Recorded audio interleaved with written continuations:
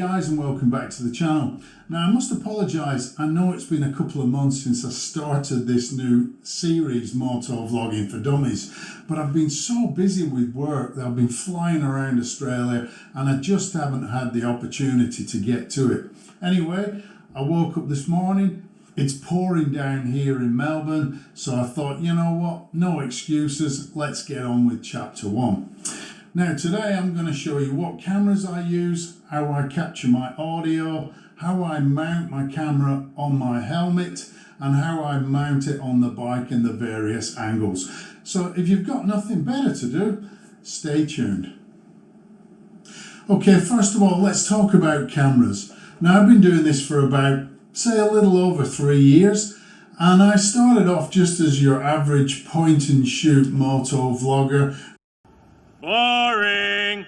With a little bit of crackly audio, and over the 3 years I've evolved into trying to make more interesting adventure type movies. I try and use a variety of different angles, I try and use music as well, and lots of different effects. Every video I find another effect and I'll try and work that in. So I'm just evolving as I go.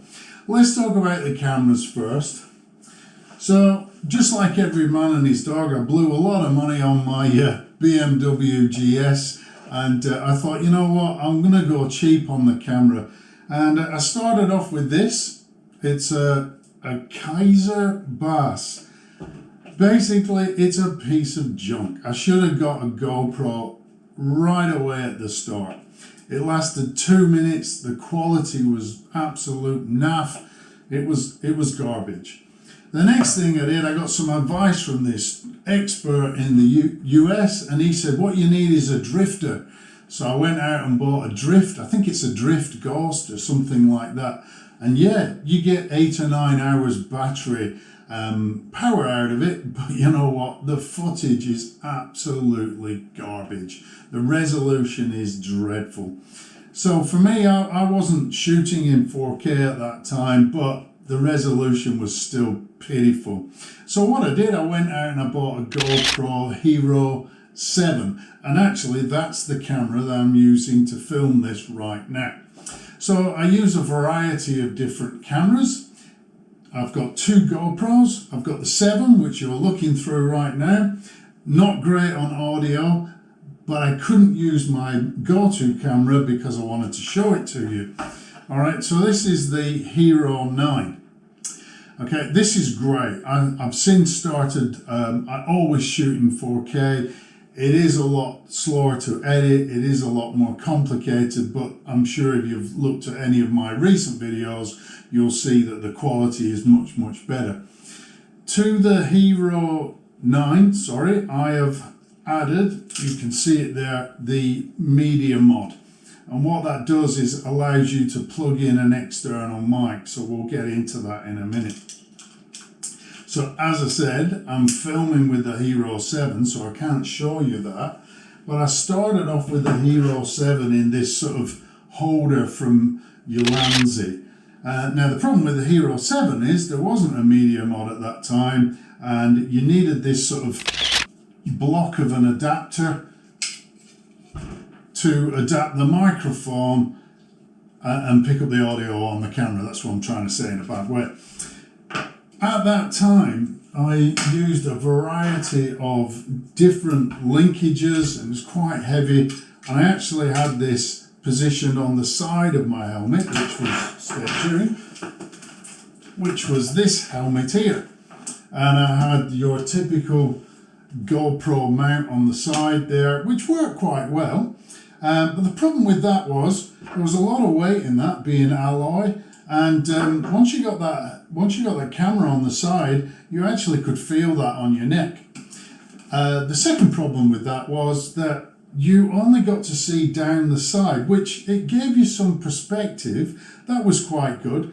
But for instance, on my first trip down the Great Ocean Road, the ocean was on that side and I missed a lot of the stunning scenery. So that was a real pain. The third problem with that is I could never tell if the camera was actually running or not. So I lost a lot of footage, or should I say I thought I had footage, and then when I came to stop, there was nothing there because I hadn't pressed the record button, or I pressed it twice and it wasn't recording at all. I will put a link to this up here somewhere, because I made a video on how to set all that up. Now, if you're using a Hero 7, I'm not suggesting that you stick it on the side there, but what that video does show you is how to use this Ulanzi, how to use the adapter, and how to plug a microphone into that. All right, so we'll just put that to one side for now. Now, I, again, have tried a variety of mounts. I'll come up with the latest idea. I'll watch some other YouTuber who thinks he's just reinvented the wheel, and I'll try another mount. One of those, and I thought that this was a winner, just bear with me. One of those is a, sounds like the action movie Django, Django or something like that. And in principle, it looks like a great mount. And I still use this, but I don't use it clamped on the helmet. And I'm going to show you why. Okay, so I've since moved away from the Carbon 7 helmet, and I now use the BMW Evo, which is a fantastic helmet. Now, the principle behind this, it's got a very strong spring, and you pop that under there, and hey presto, you put your camera on the front there, and away you go. I'll give you a quick demo. The problem with this is, and sorry if our voice sounds a bit muffled, now straight away when you're riding along and you look down, this thing digs into you. And you know what? We come up with enough problems with the police saying you shouldn't be doing this sort of thing anyway, but you know, to me, if you come off and that hits you in the chest, that could do you a lot of damage. Okay, so that was that one. 1 second. Now, I still use that because it's great for when I'm out in the bush. I can clamp it onto branches, put my camera on there. I can clamp it onto the bike and just move that around. So it wasn't cheap. I think it was about 75 Australian dollars or something like that. Yeah, so it's not a bad device, but I wouldn't use it there. Now, a friend of mine got me onto this, and this is from a company called Telesin. Okay, and this is my go-to GoPro mount. What I'll do is stop the camera, flick this on the helmet, and I'll show you how it fits. Okay, so stay tuned while I do that.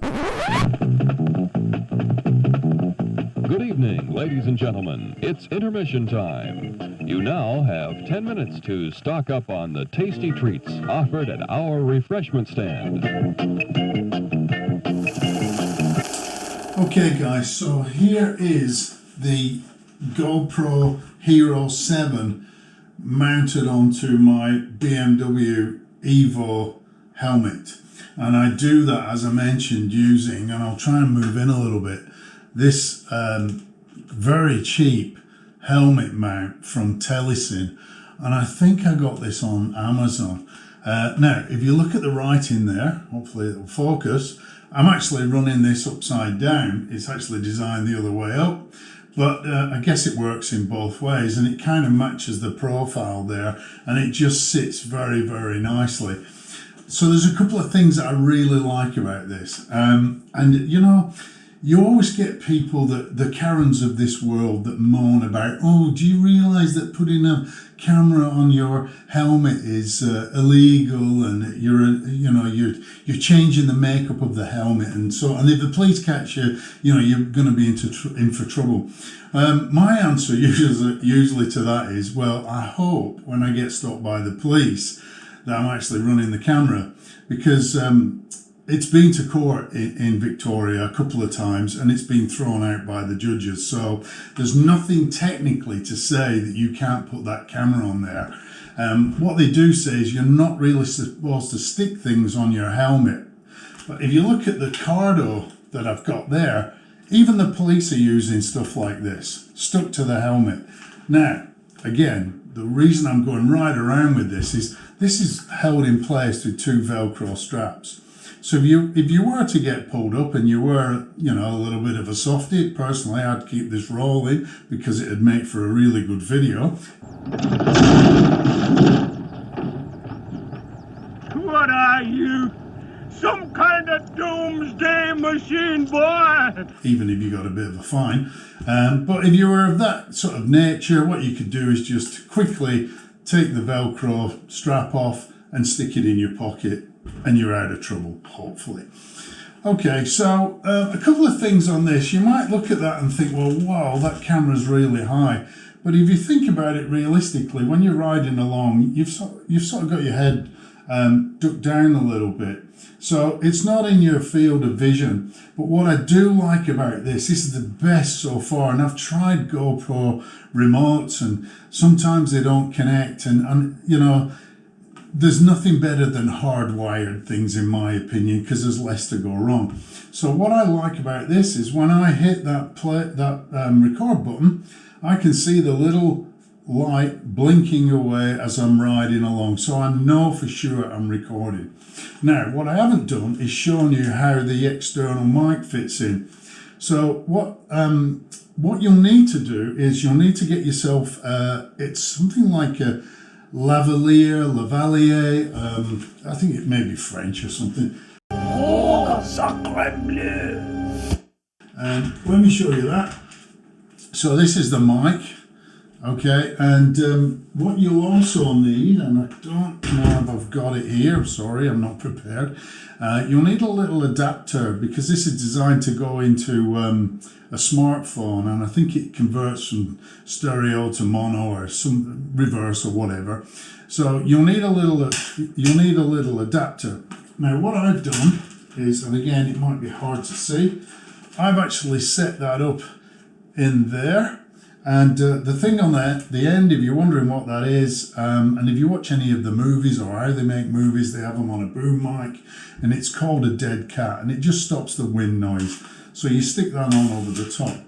Now what I've done is I have this permanently fixed in the helmet. You might be able to just see it in there, okay? And then it's routed through the side, and I just hold this in place with some really strong Velcro. And this lives on the helmet all the time. So if I don't have the camera running, or I don't have the camera on the helmet, I just take this and I just Velcro it there. When I want to connect the camera up, there's an external port on the back. I simply undo that, clip it in there, and it holds it in place. Okay, I usually do a couple of test words just to make sure it's picking up the audio, and there is actually on a GoPro, there's a little band that shows green lights flashing just to show you that you've got that audio input going in. So that's the way I set up my helmet. That works really well for me. It's a really cheap option. I can't remember, less than $20. And I have a spare one just in case something breaks, but once it's on there, it doesn't move at all. So I'll just give a quick shout out. I forgot earlier. So thanks Gurbash. He's a mate of mine. He's got a YouTube channel. I'll try and stick a link up there. He was the guy that put me onto that. So that's really good. Okay, other things that I want to talk about, and I'll keep the camera rolling. Let's just ad lib with this. Let's talk about a couple of fails. So lessons learned. I've learned the hard way. Okay. The biggest failure for me was Insta360. Everybody gets an Insta360 and they think they've just reinvented the wheel. They think it's a cure for cancer. So I got myself a Insta360 first generation. If you don't know what they are, they're shooting 360. You've got an app where you can edit, where you look. For me, garbage footage. It was a novelty that lasted 2 minutes. I made a tutorial video. I'll put a link to that up here and a bit of a snippet from it. Yeah, it was a novelty. It lasted a couple of minutes. That usually comes with it. You can mount that on the bar. You can put it on your helmet like Tinky Winky if you wanted to. Or most people put them on a selfie stick. And this one, again, this is a first generation. Just screws in there. And then you mount that on the front of your bike. and you ride round the streets like Sir Lancelot going to a joust. I very quickly got fed up with that tiny planet and fisheye look and that wobbly sort of look as you're riding along. So if anyone wants one of these cheap, drop me a line, all right? Because I never ever use it. The gimmick is over. All right, other lessons learned. When I first started out with my GoPro, I used a waterproof case because that's the only case I had to mount it. And if you look at the front there, you'll see that I smashed that out, and I did that on purpose because this is designed for scuba diving, and on a hot sunny day in Australia, it just filled up with condensation and I lost all my footage as well. The other device that I would like to show you, this is what I use when I'm sort of doing my off the bike type footage, and this is a DJI Pocket 2, so it's a little mini gimbal. This thing's fantastic. I use it for work, for expos, go wandering around, and then get the footage back on my laptop. So that's a great piece of kit. It's quite delicate.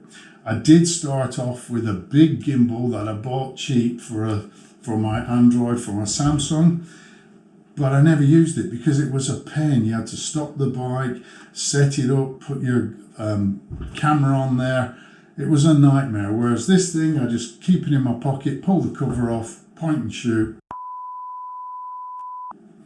Well, there you go, guys, and I promise you that was not a setup. That is exactly a great example of if it can go wrong, it will go wrong. That's probably the main reason why I don't use the Hero 7 as my forward-facing main camera, because for some reason it just has this habit of every now and again it'll just shut down, and there's plenty of life in the battery. I checked that. Obviously I took out the SD card and dropped it in the computer and added that footage in, and then I've set it going again. So as I said, for some reason it just drops out now and again. It turns itself off, whereas I find that the 9 is very reliable. I've never really had any problems with that. The only problems I have had have been my own fault, where I haven't had this pushed all the way home and you lose your audio. One thing I would say is that I quickly learned not to shoot hours and hours of footage. I try and keep my my movies short and interesting. Nobody wants to see 10 minutes going down a country lane or whatever from the same angle with you rabbiting on. I try and use a multitude of different angles, and I snip from one camera to the other within a matter of seconds rather than keeping it rolling for minutes. So that's something that I learned quite quickly. Okay, so what we'll do now is we'll shut off the camera, and I'll take you out to the bike. Maybe use this. Let's see what we come up with, and I'll show you where I mount my cameras on the bike. And then we'll come back in and we'll do a final summary. So another intermission whilst we nip out to the garage. All these delicious treats are waiting for you at the refreshment stand. Delicious fresh popcorn, ice-cold cola, and candy you know and love. They're all ready for you now, so you won't have to miss any of the feature. Come and get them. Okay guys, so we're out in the garage, and I'm going to show you the mounts that I've got on the bike. I think I've got 1, 2, 3. I've got 3 fixed mounts on the bike, plus I've got some clamps that I can move around. So I'll spin the camera around and I'll show you what we've got. So let's take a look at the first one, and the first one is the one that I have rear facing, so that's this one. And that films my face when I'm riding on the bike. And as I said, I try and just keep that to a couple of seconds, unless I'm talking about something and I think it's of value to watch it. Okay, so we'll spin the camera around and I'll show you how I've got that mounted on. Okay, so here's Here's the mount, and what I've been using up to date, and they are fantastic, are these Ram U clamps. So it's a little clamp that just clamps around, obviously, and then you use these adjustable, I don't know what you would call them. I've got no idea what to call them. Anyway, you can see that they're adjustable, and there's a 25.4 or 1-inch ball that goes in there, and then my camera is fixed on the back and I can move that around. Normally I would have it rear facing to look at me, but if I see some nice scenery, or just to change things up a little bit, I can actually loosen this off and spin it around whilst I'm actually riding and just give it a little tighten. Okay, the second one I'll show you is down here on the front of the bike. So again, I've got the same U-clamp down there, and that gives you a great angle towards the front of the bike. I usually angle the camera so I catch the front beak of the bike. And then the third one that I've got is on the other side. So I'll just move the camera around. And the third one is right down here, and this gives a fantastic shot of the front wheel. However, just a word of warning, if you set this up, I have actually cracked the lens on the Hero 7 a couple of times. Perhaps I got some debris off a car in front, or some gravel or something like that. So you've got to be careful with that. Now, the other thing is, I mentioned earlier, I've got the Django clamp, so you can move that around the bike and put it pretty much wherever you want it. Sometimes I clamp it on here. The other thing, sorry, I'll just spin the camera around. So the other great thing about that Django clamp is that if I'm riding with a couple of mates, I can actually quickly put it on their bike or put it on their helmet if they're happy with that, and just get a few seconds just to change up the video so it's not just that constant point and shoot. Now, I'm going to let you into a little secret. I've got myself a brand new clamping type unit that is going to replace the Ram mounts. The Ram mounts are fantastic, but they take a few minutes with a little, I think it's 11mm spanner, just to move around. What I'm going to show you now, you can change it in a matter of seconds. So let's go back inside, we'll take a look at that, we'll do a little bit of a summary, and I'll say adios. Okay, let's go inside. Well, okay guys, thanks very much for staying along with me on the video. The final thing I'm going to look at before I round things off is the new device that I've just got, which is going to replace the Ram mounts on the bike. I might keep one or two on there, but I think this thing is going to be a bit of a game changer. It's also, as per the mount on the helmet, it's made by a company called Telesin. Now, I haven't actually had a chance to use this thing yet, but basically what it is, it's an all-in-one tube clamp that you can move around the bike. Obviously, you get excited. So I have had it out of the box. I'd be lying if I said I haven't. But just to show you how it comes all packed up in the box, and it's great value. I think it was only about $35 or something like that. So there's the clamping component, and that replaces the metal clamp of the Ram mount, and you get a packer so you can use it on smaller diameter bars, or you can take that out. Then you get this clamp type device, as I showed you on the bike, and I didn't have a clue what it was called. That goes onto there, and then there is a couple of different options here. Sorry, I'll just pop that down for a second. Then you've got the ball mount with the GoPro mount on the other end. Now it is actually smaller than 25.4 or an inch, so it's not interchangeable. And then all you do is tighten that up, like so. you drop your camera. I'll use this Ulanzi case just to give you an example. That goes into there, and then you tighten up through there with your little screw that's included, and then you find somewhere suitable and you clamp this on. So I think that is going to be absolutely fantastic. I can move it around in a matter of seconds instead of having to get a spanner out every time I want to move it. If you can dodge a wrench, you can dodge a ball. What?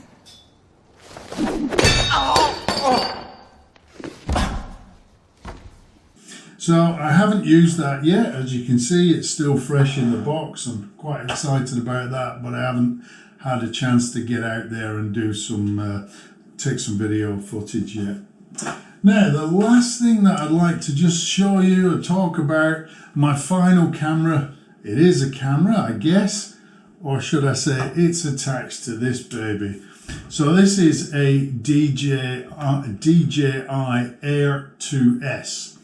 It's not the smallest DJI drone there is. There is a mini one, and sometimes I wish I'd have gone for that because it's quite a nice, neat unit. But what I like about this is it's got the follow me mode. So you can actually launch this thing. It's got collision detection, so it won't run into trees, touch wood, but it will follow you on the bike.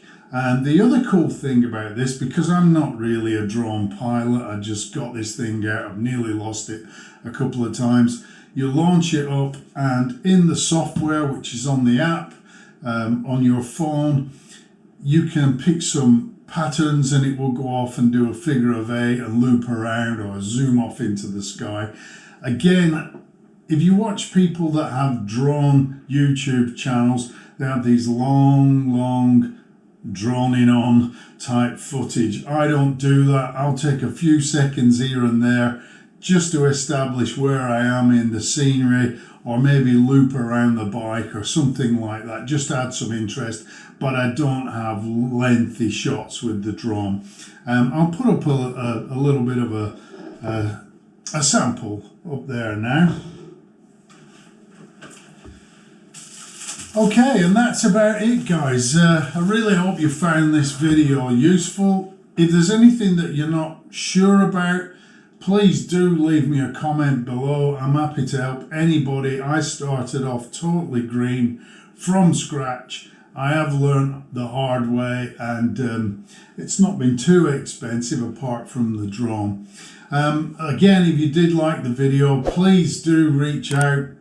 Hit that subscribe button, leave me a cheeky like there. And the other thing is, if you're in Australia and you see me out and about, I always carry some of my Boomerang Biker channel buffs. I always have a couple of these with me. If you come up and say hello, as long as you're by yourself, I'm happy to give you one of those free, okay? And you just sort of wear them like this. I actually wore one of these during COVID so I could get away without wearing a mask. Not technically, but there you go. If you're overseas or you're interstate in Australia, drop me a line. I'm happy to post one of these to you. I'll pay for that. You pay for the post if you want one, and I'll throw in a couple of stickers. Anyway, sorry to ramble on a bit. Hope you've really enjoyed the video, and once again, don't bugger off without subscribing. Anyway, ride safe, and until the next time, have a great day.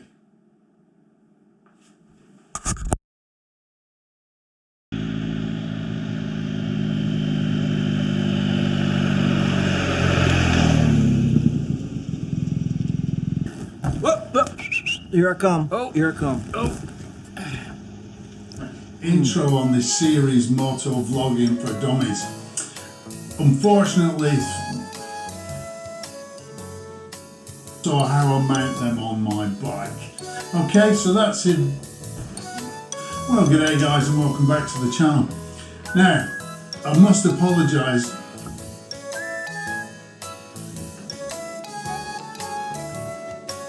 I woke up this morning, it's a rainy, sunny, sorry, I thought, no excuses, let's get right into it, and I'll show you how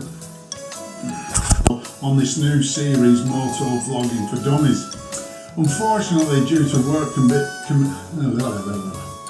like how to mount them on your, I was doing so well there as well. So you've got nothing better to do today, then new video series, MotoVlogging. This new series, MotoVlogging for Dummies. But I've been so busy with work flying around Australia that I just haven't had the time to get fucking